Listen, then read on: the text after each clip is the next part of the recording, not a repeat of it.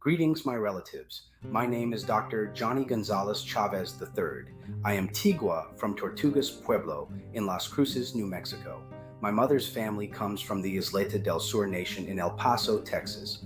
In this series, I have one goal: to tell the truth, simply, directly, and honestly, not assign guilt, but to confront reality, because we cannot fix what we refuse to face. Before we begin, I want to make one thing clear. I do not speak for the sovereign nations of Turtle Island, nor do I represent any one nation in this series. I stand as one voice for those whose suffering, silence, and survival have too often been ignored. This series is not about attacking America. It is about confronting the distance between what America says it is and what Native people have lived. In this session, we dive deeper and answer the question: if Native Americans were not included, what actually replaced inclusion? Welcome to episode 2, False Contract.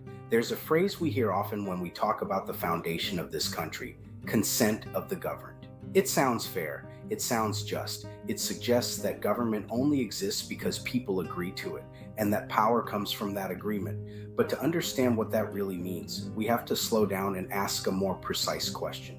Who was actually included in that consent? This isn't just a historical detail. It's a necessary step in understanding how the system was structured, because without that clarity, the ideology itself gets misunderstood. The concept comes from Enlightenment philosophy, particularly from thinkers like John Locke, who argued that individuals form governments by mutual agreement in order to protect their rights. If those rights are violated, the people have the authority to challenge or even replace that government. It's a powerful idea, and it shaped the political framework of the United States. But the application of that idea was not universal. Indigenous nations were not participants in this agreement. They were not recognized as part of the political body that defined the rules. There was no shared negotiation, no mutual recognition, and no inclusion in the framework that determined how power would be exercised. To understand this clearly, we have to move beyond the assumption that exclusion was incidental. It was structural. Instead of inclusion, there was displacement. Instead of mutual agreement, there was unilateral expansion.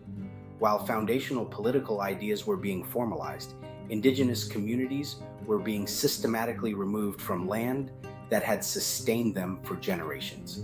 This wasn't separate from the development of the system. It was occurring alongside it and in many ways enabling it. For nearly a century and a half, this framework operated as a closed system. It functioned internally, among those who were recognized as participants, while redefining everyone outside of it as irrelevant to the process. Rights were not simply withheld, they were constructed in a way that did not extend beyond that boundary. That distinction matters because it shifts the conversation from individual actions to systemic design. This is where philosophical analysis becomes essential, not optional. Thinkers like Michel Foucault help us understand that power doesn't only operate through laws or policies, it operates through definitions, through the ability to determine what is considered legitimate, what is considered normal, and who is considered worthy of recognition. When a group is defined as outside those boundaries, it creates a framework where exclusion is not only possible, but justified. That's how complex systems maintain consistency, even when their outcomes appear contradictory. The structure itself resolves the contradiction by controlling who is visible within it and who is not. Understanding that mechanism is critical because without it, the conversation stays at the surface level, focused on events instead of systems. So the question becomes less about whether the ideals were flawed and more about how those ideals were applied and contained. If a framework is built in a way that limits who it protects, then the outcomes we see are not accidental, they are predictable. And if we want to understand present-day disparities, we have to start by understanding that original structure. This is not about assigning blame, it's about gaining clarity.